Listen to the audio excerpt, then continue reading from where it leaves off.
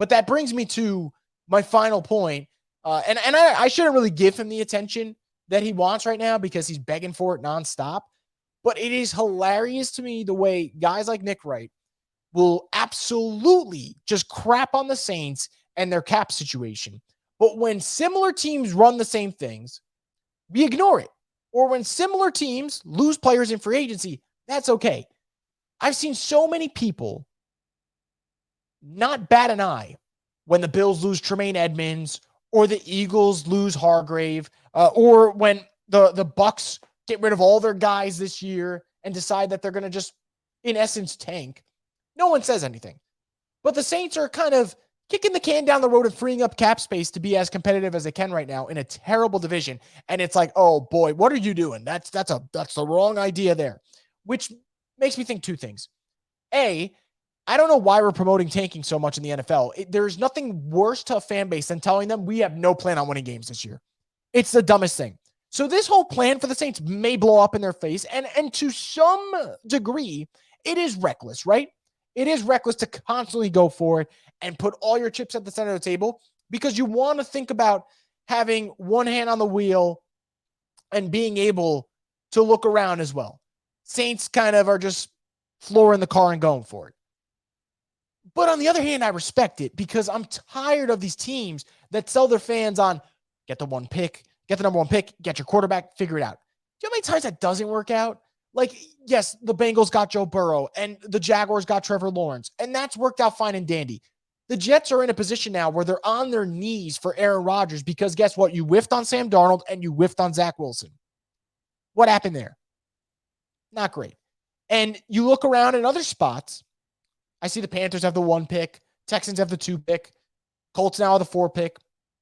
It's not that easy. And the Colts would be the story of, hey, when you go for these vet quarterbacks and you go all in, it could blow up. And I get that. And the Colts would be the cautionary tale against that.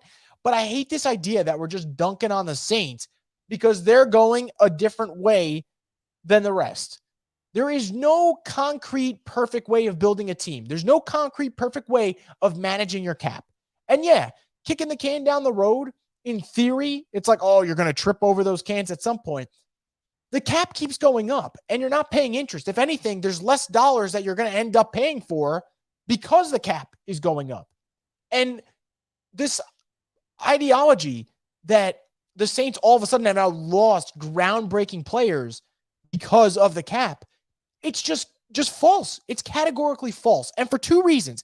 A, the first thing I will say is the Saints don't lose players because of cap space. The Saints lose players because they put a price on them. And if they don't think that they're worth the certain price that they get over that, they say, all right, it's fine. Go somewhere else. It is what it is. Because the Saints lost Marcus Williams last year, and I didn't hear a damn thing from Nick Wright. But funny enough, if he did want to say, well, the Saints lost Marcus Williams because of money, that's fascinating to me because Marcus Williams played safety, right? And Marcus Williams got a lot of money. Well, guess what the Saints did after that? They spent money on Marcus May, who's a safety, and Tyrann Mathieu, who's also safety. You might have heard of him. He goes by the Honey Badger. So the money stopped them from getting Marcus Williams, but it didn't stop them from getting 2 safeties in Marcus May and Tyrann Mathieu. That's interesting. That's very fascinating to me. So that's 1. 2, the players that people are freaking out over, you're dying on the hill that the Saints screwed up and they're losing Marcus Davenport. You didn't talk about him last year because he didn't do anything last year. So don't talk about him now. Or David Onyemata or Shai Tuttle or Caden Ellis, who, again, nice contributors for the Saints.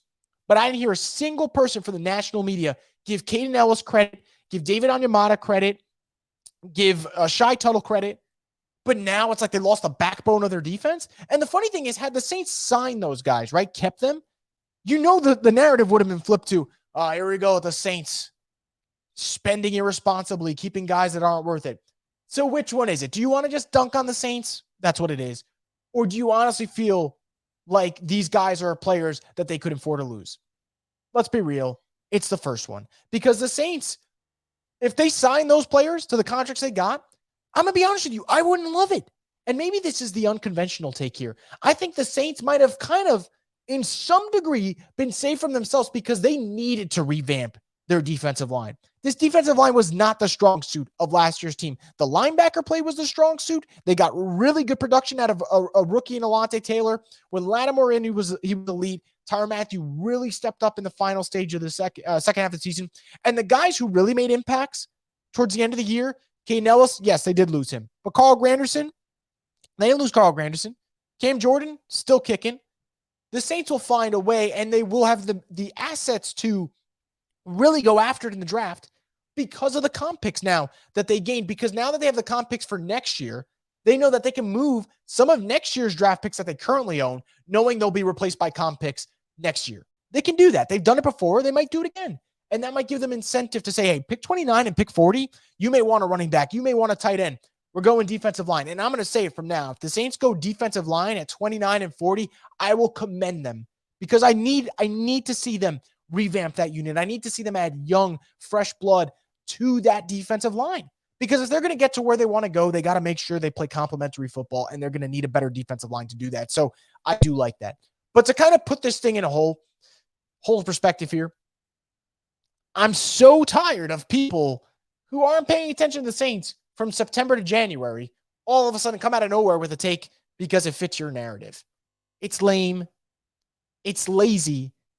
And it's just false because I'm supposed to believe the Saints, because of their cap management, couldn't sign Shy Tuttle to a contract he probably isn't necessarily worth right now, and he could get there, and I hope he does, because of cap issues. But they kept Michael Thomas. They kept Jameis Winston. They signed Derek freaking Carr to a 4-year, $150 million deal. Where were the cap issues with those deals? So those we kind of turn a blind eye to, right? Saints get Derek Carr, upgrade at quarterback. We ignore that one. Saints lose a player who you didn't hear of until yesterday, and you make a big stink. It's crazy to me. It's wild. But I would expect nothing less from people who didn't watch the Saints from September to January.